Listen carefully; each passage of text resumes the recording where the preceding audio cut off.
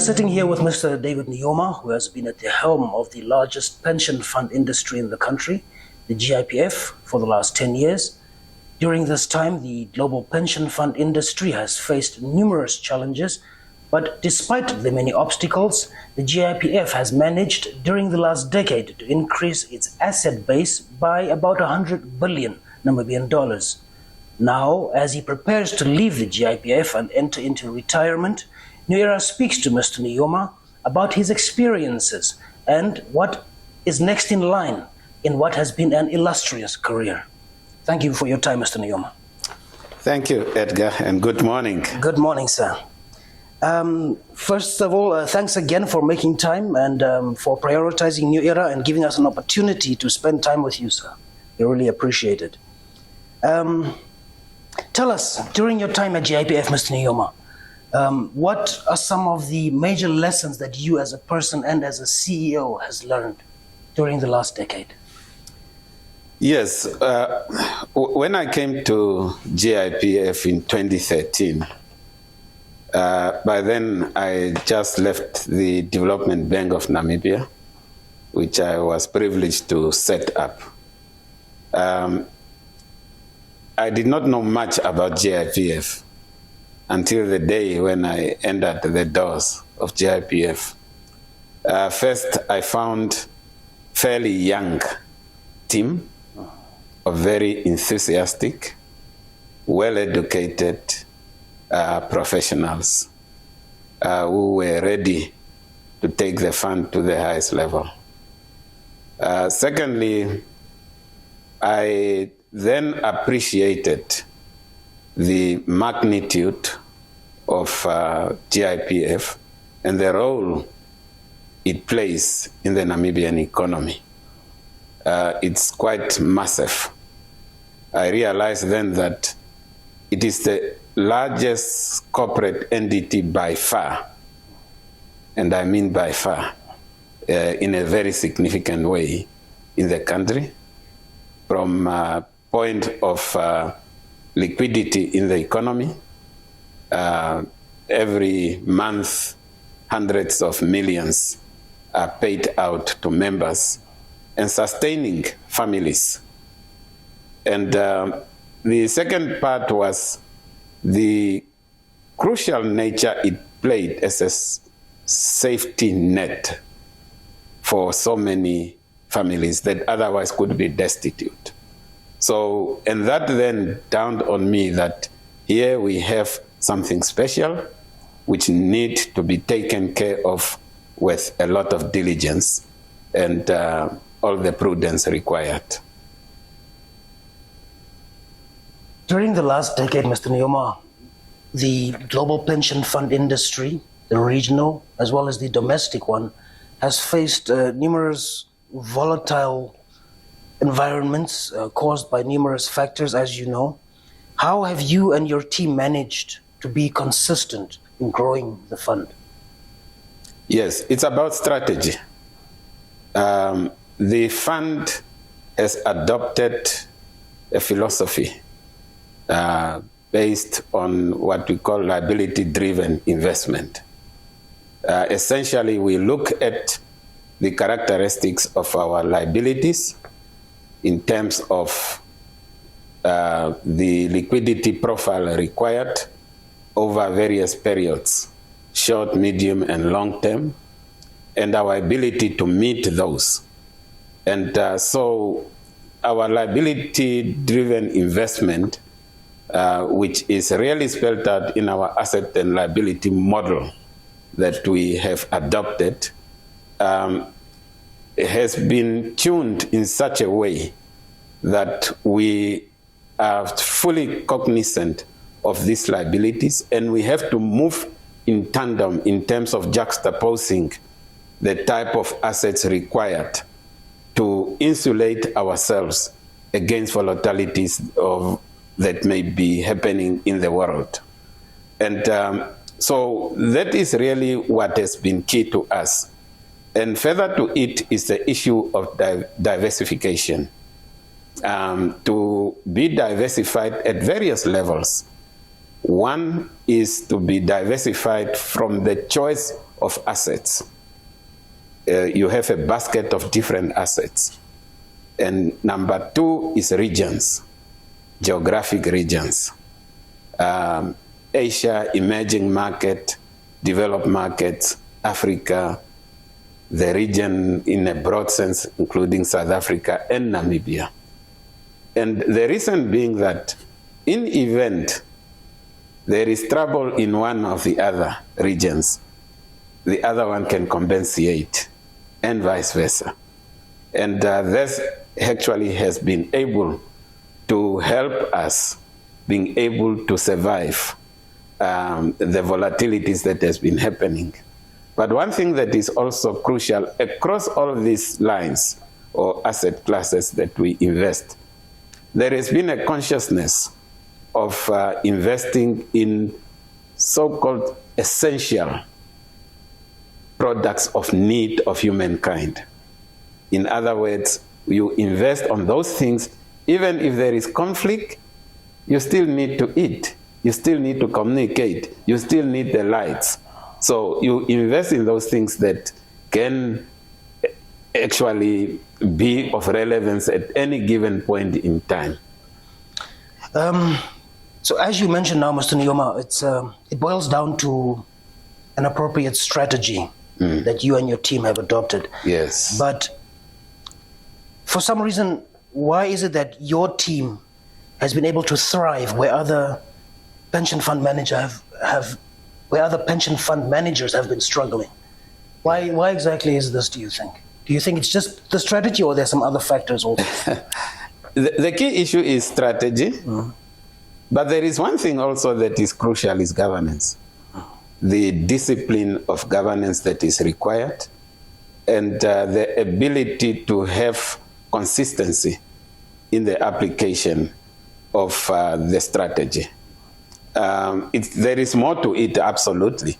I have been in conversation, I've attended various forums where peers at a global level, we compare notes, and we compare favorably, I must say.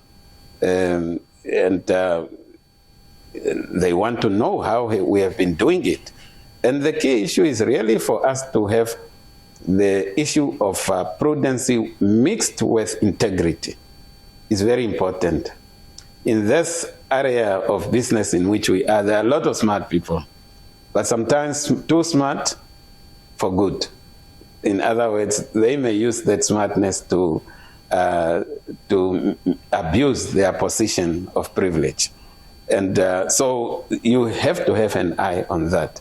Make sure that all what you are doing is for the purpose that you really want it to be. That has been one of the critical considerations. But as I said, it's a whole mix of things. It's a basket of issues. It's good strategy with this being deployed in such a way that it is able to respond to evolving circumstances and the robustness thereof. What was very amazing was during the time of COVID, we went initially that second half of March, the whole world panicked to a point that there was total shutdown. It was not slowed down, it was shut down. But in that, we're human beings, when you find crisis coming, you take out your best. We were able to rally ourselves working from home. And we had the biggest growth ever of 26% of the fund. Wow. And that came out of intense concentration. Interestingly, after the crisis was over, it went back to normal. But it was really to show that the robustness and the resilience of the strategy, even during times when crisis of immense proportion, we can still survive. And we did survive. That's a very good example of bringing out the best in people. How dangers can do that. You mentioned now that high rate of return that you managed during that time. Otherwise, besides that, what has GIPF's average rate of return been? Let's say during the last 5 or 10 years, and how does that compare to the rest of the market? Yes. Well, GIPF is in a class of its own. Okay. In Namibia. We don't have a fund that is, first of all, having the same characteristics. We are a defined benefit fund.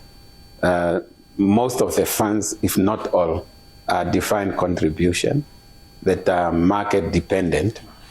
Whereas we have a guarantee portion, we behave as if we really have to provide, and we don't look for the guarantee to be called.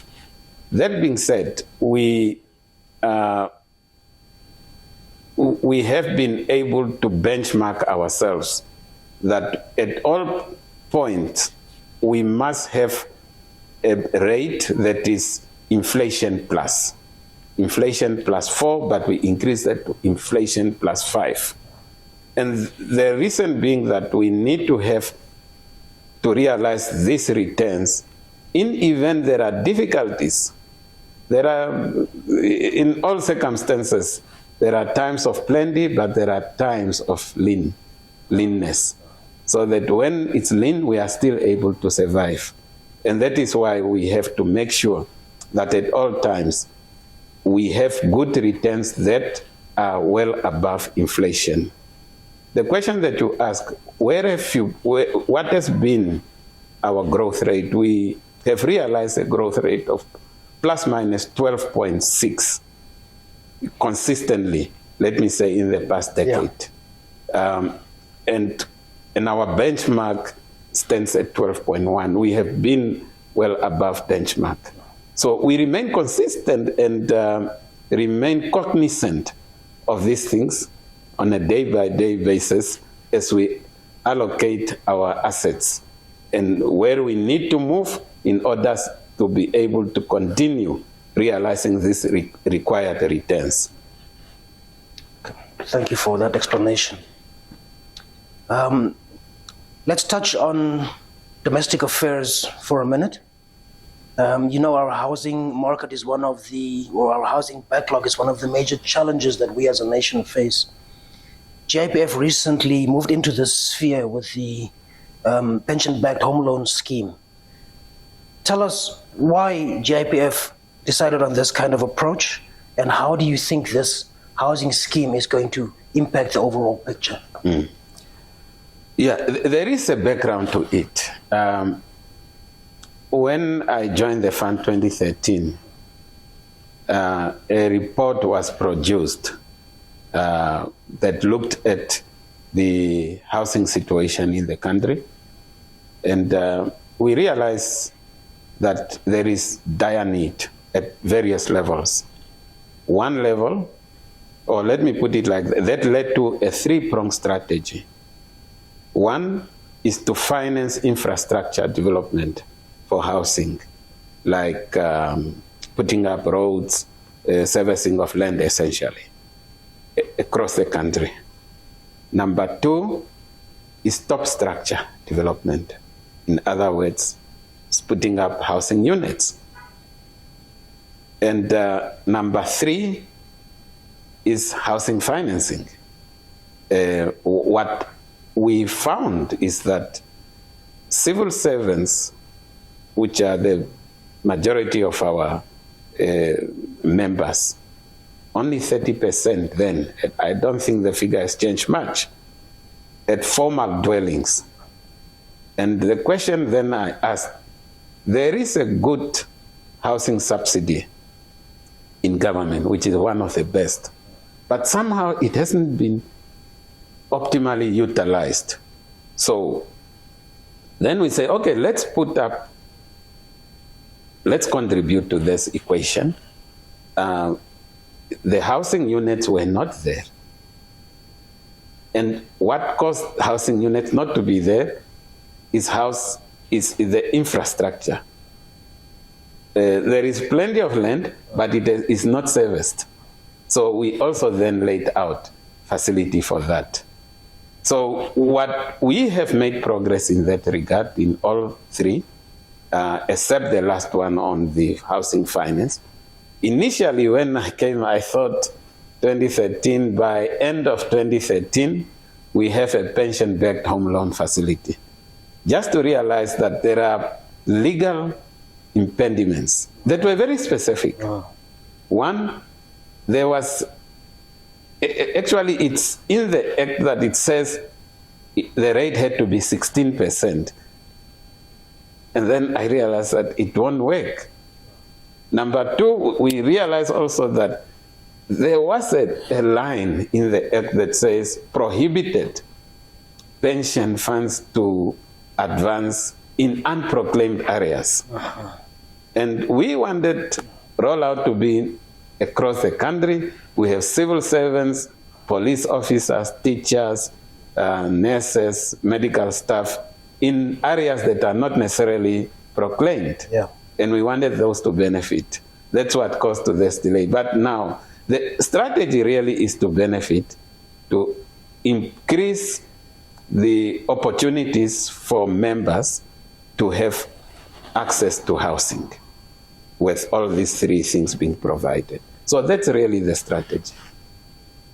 Tell us, Mr. Nuyoma, exactly how does it work though? If I am a member of GIPF, how do I access those funds? And if I access those funds, that money, does it come from my pension?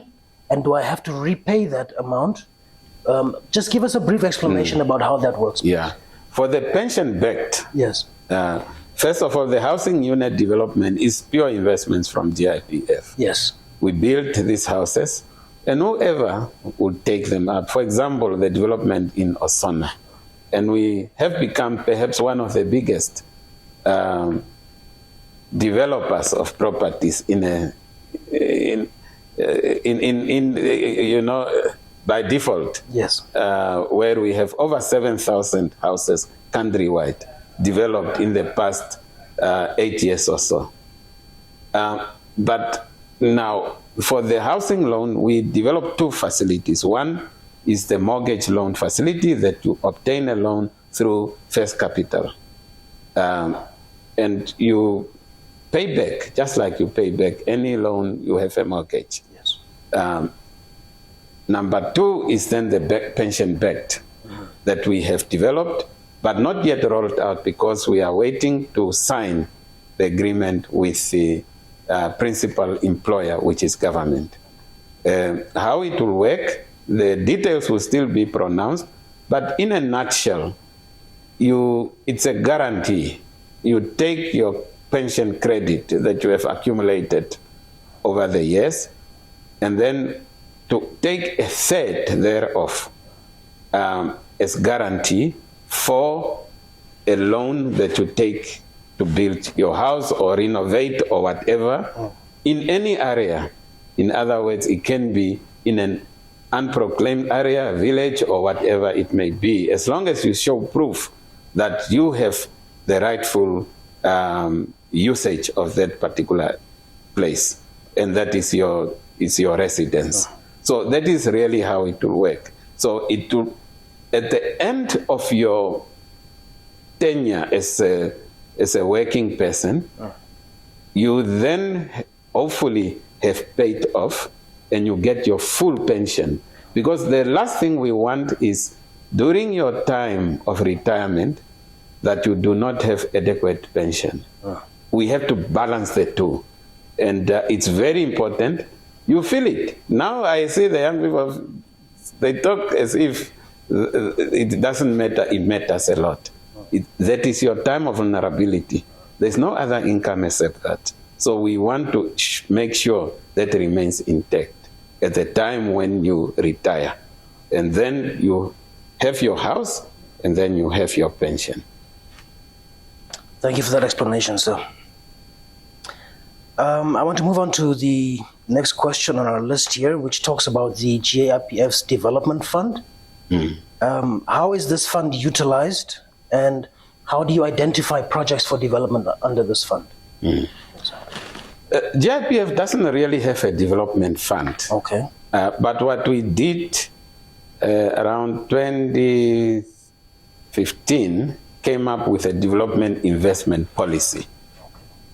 And we brought it up in a proactive way to say that let's look at Namibia.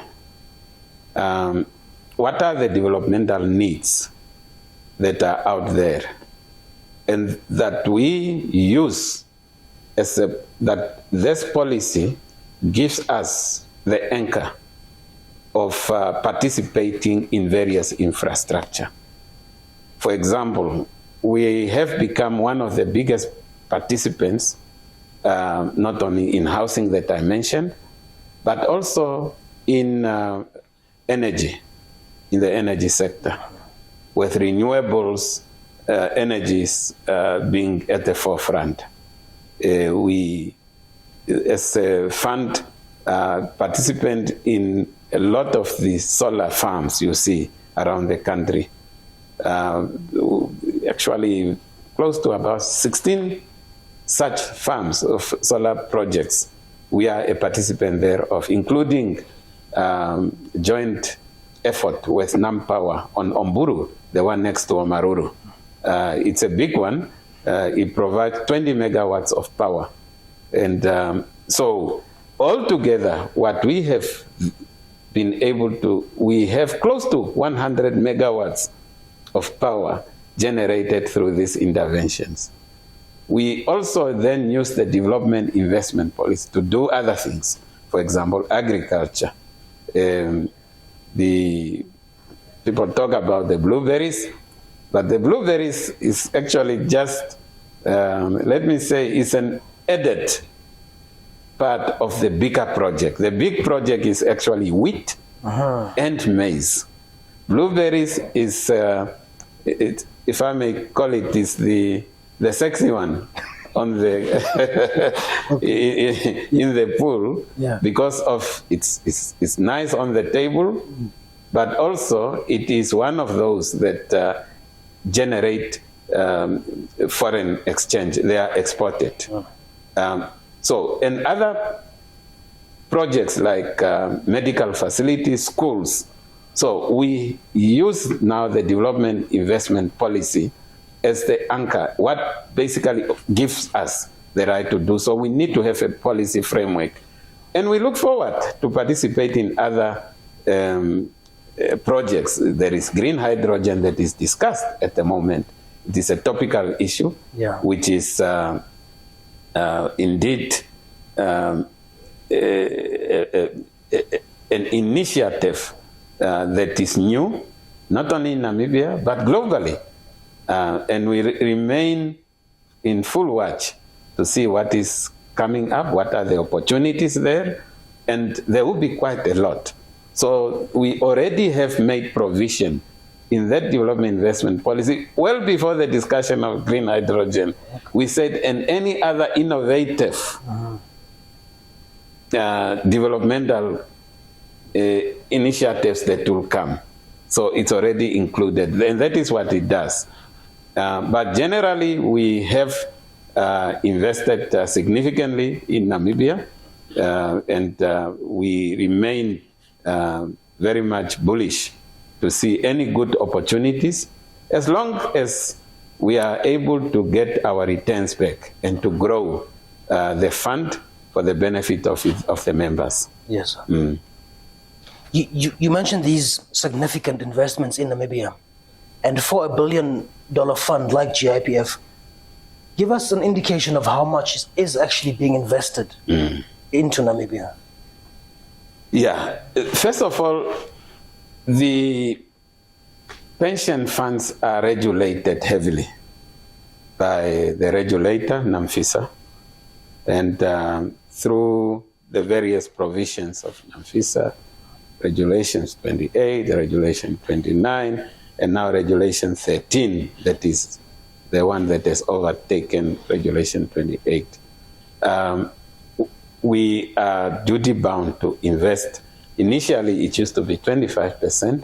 It moved to 35%, Now we are standing at 45%. That must be invested locally. Must be invested locally. We are close at 50% of the value of the fund invested locally. Oh, wow. Okay. Across all various assets, be listed or unlisted. So and that is, if you take 157 billion, 50% thereof, you have something close to $75 billion that is local, wow. Locally invested, of which there are various components, including unlisted investments, of which we are so close to 9 billion that is being invested in the likes of what I just mentioned earlier. So that is really the universe of our investments in the country. And we continue to look for opportunities at all times. What is coming? For example, as I said, if green hydrogen and new other investments opportunities come, that figure, we are not restricted to invest. We are not required to invest only 45. We can invest more. And we actually have asked the regulator to give us a leeway to invest certain portions even more. And so we remain totally alert to opportunities in that regard. Yes. Okay. Mr. Nuyoma, you mentioned a key word earlier on in one of your responses. And that key word for the fund is sustainability. Yes. The GIPF gets a lot of its contributions from the civil service. Yeah. And one of the issues that has been affecting government is a bloated civil service. Yes. That many analysts say needs to be trimmed down. Yes. How would that impact the GIPF's sustainability if it has less civil servants to contribute to the fund? Yes. Actually, what we have witnessed during the past 10 years, initially the civil servants increased, but it has bottomed out. It's starting to dip. And we see it also in the contributions. Until 2018, we had more contributions that is coming in than payouts. 2019-20, the situation has started to reverse. Where we are now, we have over 20% in excess of payouts than contributions. So that is already evolving, and we have been watching it carefully. We undertook a peer review tour or a benchmarking tour to our colleagues in South Africa. Eskom Provident Fund is one of the best. Interestingly, it performs far better than the Eskom, the mother company. I think it has got more money than the mother company. And GEPF, the South African Civil Servant Pension Fund. And they said, welcome to the club of mature pension funds. It's a natural form. As you mature, you see more civil servants getting into pension. And then at the same time, governments start to be less enthusiastic about employment. So they don't necessarily want to replace those who leave. So, and that is what we are starting to see here. But how do we go about it? We need to watch it carefully, that our investing profile, and here we have within GIPF a treasury unit, is to make sure that that treasury unit manages our liquidity profile in such a way that at all material times we are able to meet the obligations of this because of the shortfall. Initially, Treasury, when we created it, was to optimize the surplus. And now it plays another role now, and is how do we mitigate this imbalance now that has happened. On the question of the bloat, it's a real question. I must say that the government has been looking at it seriously. We have deployed our own actuaries to look at it and see what are the implications in event of certain categories going to be to go on voluntary retirement or whatever it may be. There will be different implications both to the employer as well as to the fund. But one thing that we have done all along also, we always have a reserve, very powerful reserve of close to 30% of value. And if you say 30% of 157 billion, it's serious money we are talking about. So we keep this in order to take care of situations of this type of nature that may arise, so that in the foreseeable future, the fund is still able to cater without calling on the guarantor. Remember, it's a guaranteed fund, and that's a big difference between GIPF and any other pension. But it's a matter that is life. It requires sober-mindedness in order for us to sustainably manage it. Yeah. You mentioned GIPF's impact on the economy, which is quite significant. But ultimately, GIPF is here for its members. Yes. For the people that go into retirement, the pensioners. That's right. Let's talk about how, since you have been at the helm of GIPF, how has this process to cater to pensioners, how has this been streamlined? Yeah. To make access easy for them, and also to expand GIPF's footprint throughout the country, so that no matter where our pensioners are, they can have easy access to GIPF. Yeah, no, absolutely. And in fact, perhaps that is that's what has kept me at GIPF for this long, is the pleasure of engaging with members. I just came from Rundul last week. I went there to say goodbyes and to talk to the pensioners. It's always a marvel. I enjoy it. I love it. And to reach out to them is crucial. First of all, we have further developed what we call GIPF Pensioners Association across all regions, so that pensioners have got a voice, organized voice, through which they can articulate their needs, but also almost like a social club for themselves.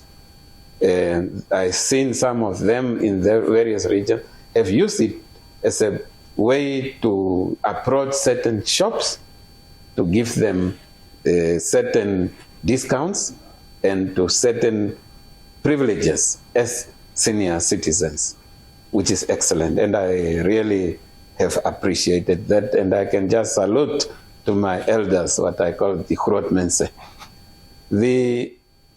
On the issue of reach out, we introduced technology for members to use website and also the web application.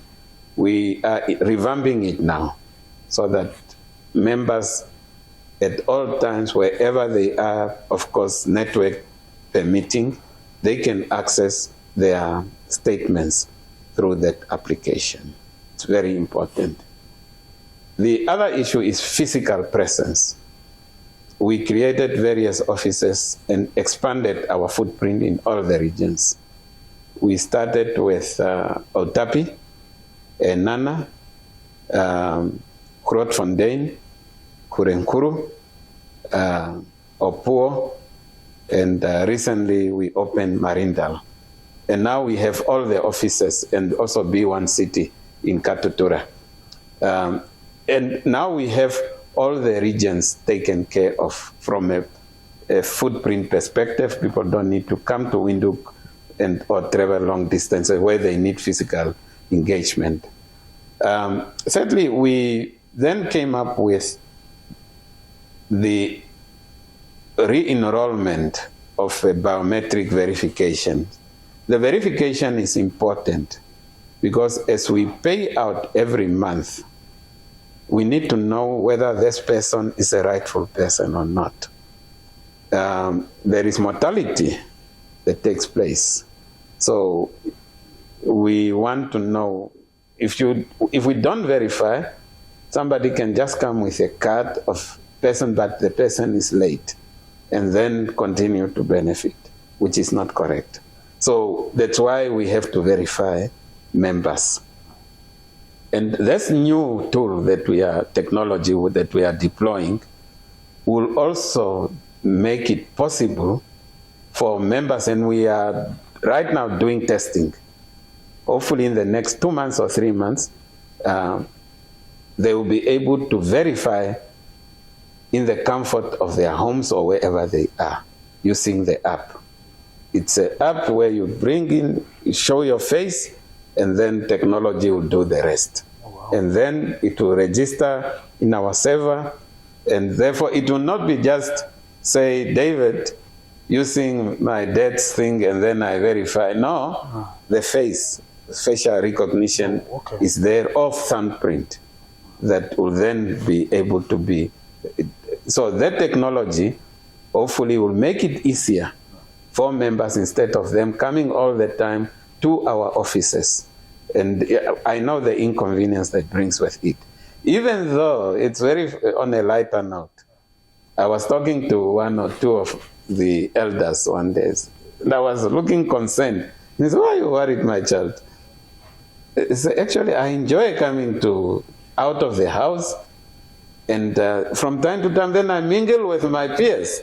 So there are different ways of looking at these things. Yeah. So yeah, the issue of outreach is very dear to our heart, and we look forward to continue enhancing it and also get feedback from members, which is working and where can we tweak to make it even more effective. Thank you, Mr. Nuyoma. Despite all this effort that the fund is putting in terms of technological advancement and expanding the footprint, there are still millions of dollars of benefits that remain unclaimed. How does the fund deal with these unclaimed benefits? And how long, for instance, does the fund wait for a beneficiary to come and claim what is due to them? We have done quite some work on what it used to be a few thousands, I think 3,000 or so, unclaimed benefits. We have reduced that significantly to, when I looked just last week, we are now at 220 unclaimed benefits. So it has reduced significantly. It's no longer running in millions of dollars. And we continue to make effort to reduce these numbers.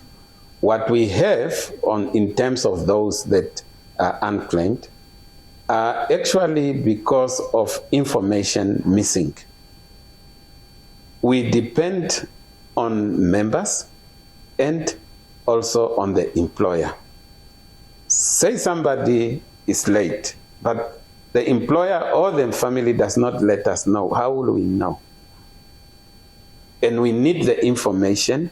For example, the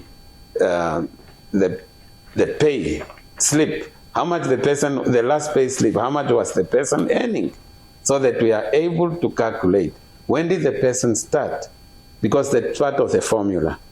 Only employers have got that at HR offices. And we have isolated all these cases. We know Ministry of Education has got so many. Ministry or Department of Police has got so many. Ministry of Health has got so many. And now our teams are engaging with these HR officers to help us trace those former employees of theirs. What happened to those files? So that we are able to claim, to process them and pay the rightful dependents. So it's a fairly complex issue. And for you to be put on an unclaimed category is for 5 years you don't claim. We then realize this is a special category. What we do every year, it is statutory that we must gazette the names of all those that we have not been able to pay that are proclaimed as such in the government gazette and other media, so that people can see, oh, I knew David was working here. So then they will go and tell the family, please go and claim.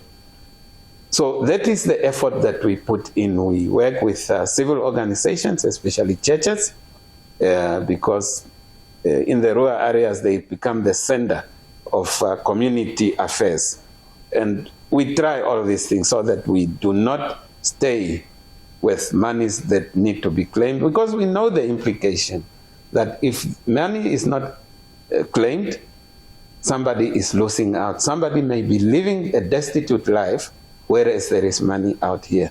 And we continue to encourage members or society at large, public at large, those who know names that, or they know somebody has passed, but these people have not claimed, come forward to our nearest office so that we are able to process those.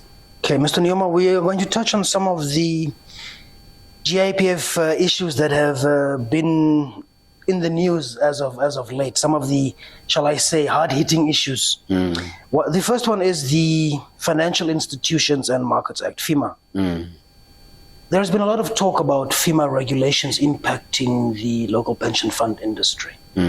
From your point of view, and in a nutshell, and also in layman's terms, how is FIMA going to impact our local pension fund industry, specifically GIPF? Well, FIMA came a long way. It's a massive act that encompasses so many other financial institutions or financial industries, insurance and what have you. But the section dealing with pension funds, it goes through governance, fiduciary responsibilities, and it's very broad. But I noticed the matter that has attracted attention is the issue of the preservation of whether one should only access at the time of retirement or so forth. It's just one of the small part of the whole equation.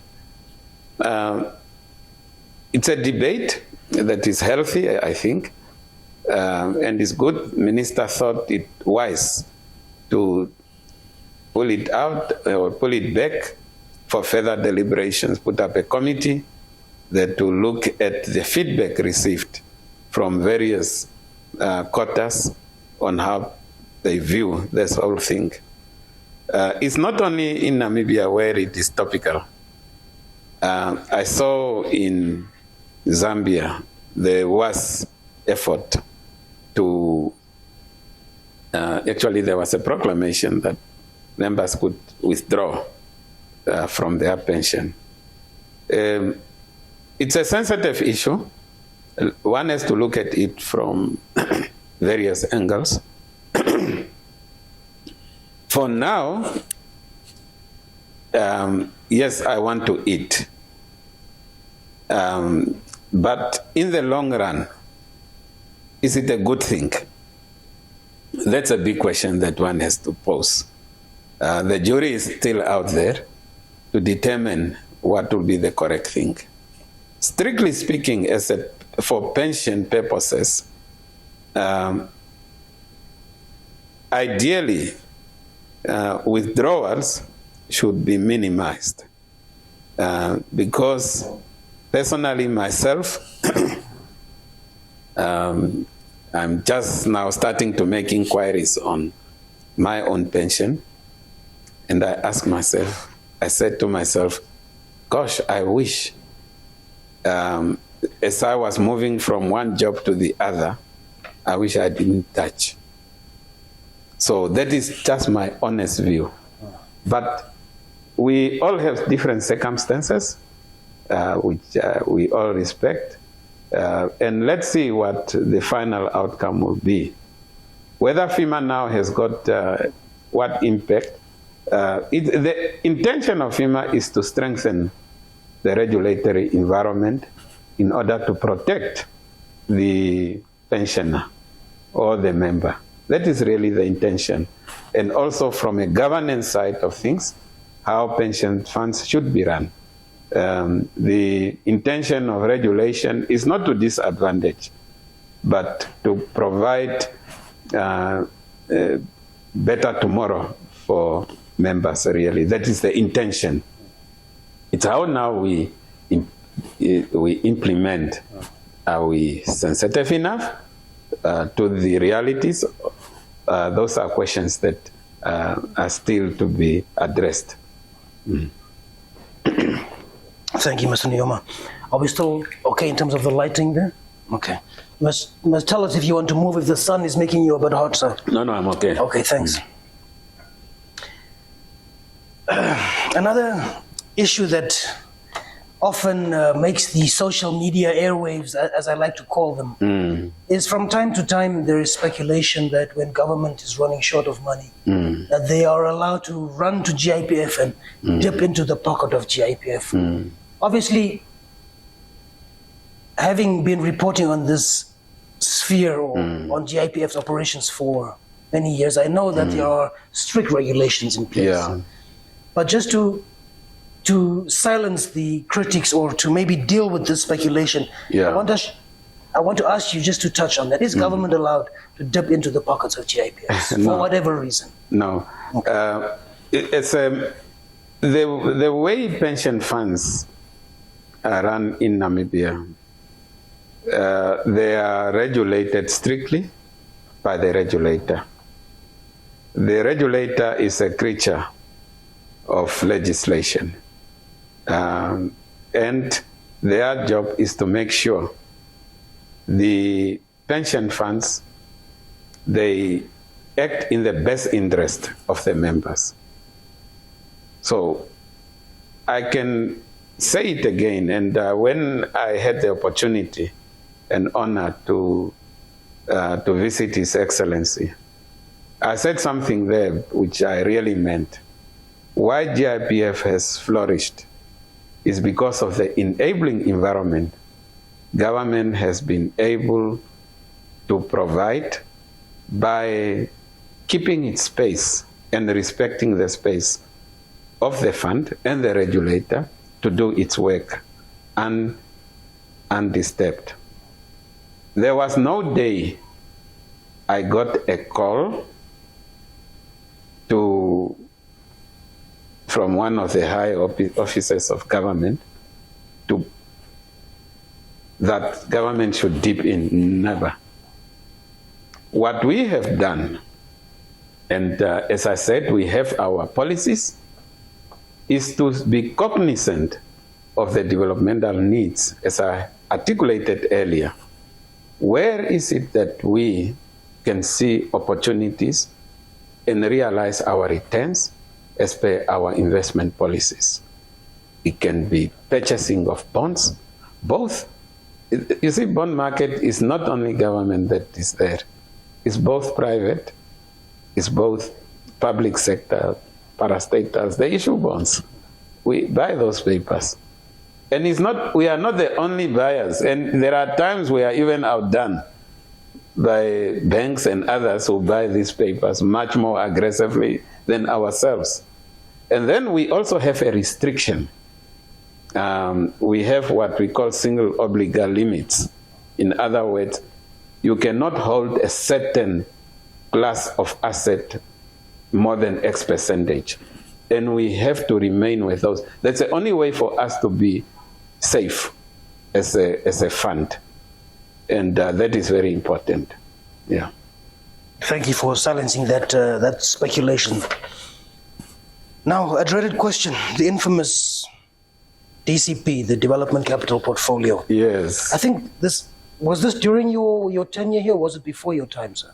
It was before. It was before your time, but Yes. but still you have to deal with this question. Yes, it's well before my time. Yes, I was a young man then elsewhere. I can remember that. But this is still something that comes up from time to time. Was that millions of dollars that vanished?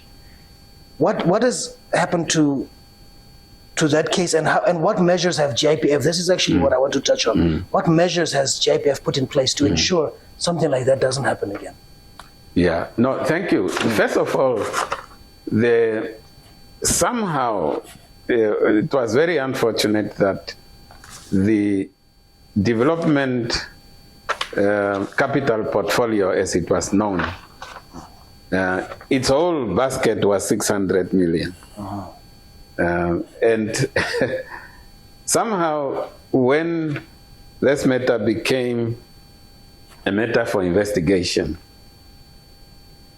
it became coined as that whole 600 was lost. It's not true, and it's not correct. What has happened in the portfolio, there were certain underlying investments. Some of them succeeded, and those who succeeded were actually more than those who have failed, in the sense that of the 600 million that was now deployed, in 2019, when we looked, we had in excess of 1.1 billion realized out of that investment. So there was a profit realized out of that all. And I need to clarify that. Yes, it's true, there were some of the underlying investments that did not make it. Was there theft? And that's why it became a matter for investigation. There are still some that, with the police, some of those specific cases that are still being looked at, but the prosecutor general looked at the dossier after almost 10 years of investigation and came up with a result that, and in fact, if one need to go back, you look at what prosecutor said on this case, this is what they found, and so forth. But overall, that portfolio is still yielding good results to us. The other day I was at the Window Country Club, and what people don't know is that it was one of those investments. And I was the one personally who went to collect the last check. Then it was only 43 left at the time. But so we have good investment. We are the single largest investor in FNB with 15+%. We get excellent value out of that. That portfolio alone is more than $1 billion now. So that is the misunderstanding, unfortunately, that has gripped Namibia. But overall, we have realized good returns out of it. You had a good question. What were the lessons? It was lesson not only for GIPF, but also for the regulator. Regulator came up with regulation 28 and 29, and also now regulation 13, how investments should be realized. And from our side, what else can we put in place to mitigate investment? I must say mitigate, it's a very important word.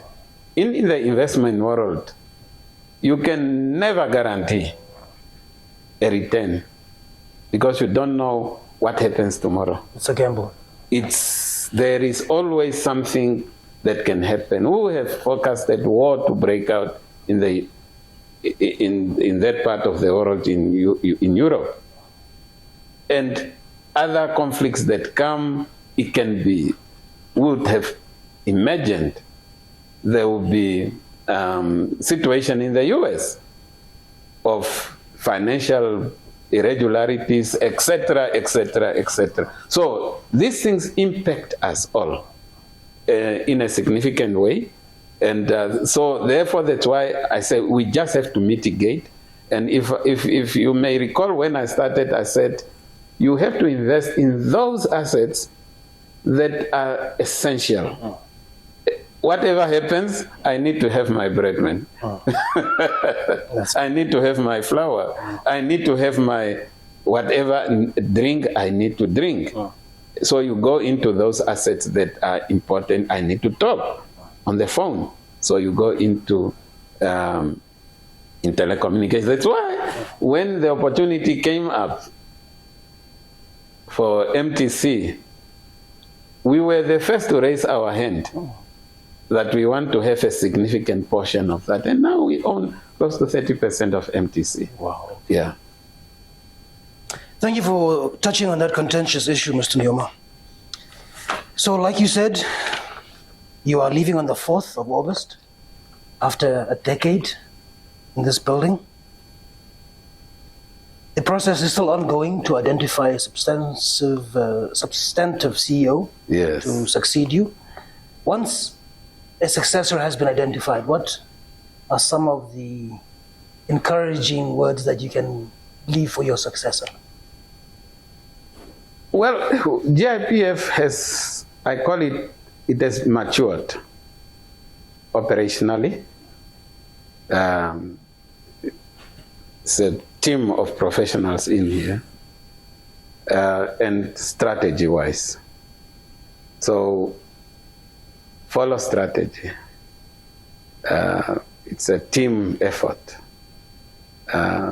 The one important ingredient of success is to have good relation with board. Transparent, respectful, courteous, and professional relationship with board.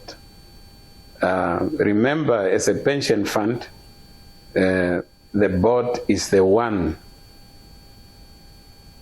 accountable, tasked to manage the affairs of the board. They then delegate through the CEO and principal officer. You must watch out on that. And key strategy. Yes. What has made us tick throughout is pursuance of strategy relentlessly. We monitor, I monitor monthly. Where are we? Each one of the heads must deliver to me, where are we? Quarterly, I must go to board and say, this is our strategy progress report. Half yearly, like September is coming, is half year for us. You have to report. Year end, this is the end. And this is where we are.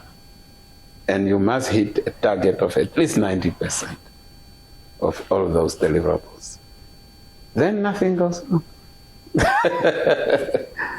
You mentioned a key factor also here at the GIPF, the teamwork. Yes. What is the message from you to your team after a decade of leading them? Yes. Not only to your team, but also to the fund's members Yes. and your key stakeholders. Yeah. It is to thank them for the opportunity for me to, for them to have worked together so beautifully, respectfully, and professionally. And for them to have brought their parts. We have gone through various challenging phases, only known in this building. And there were always those who do an extraordinary thing in order for us to pass that one. And I can only salute them. Our board members have been fantastic. The wisdom that has come from there and the leadership. I'm like the transmission, I was the transmission bell between board and EXCO. And there's You see, the stakeholders are many. Government has been, as I said, phenomenal, granting us that opportunity to autonomously steer this ship.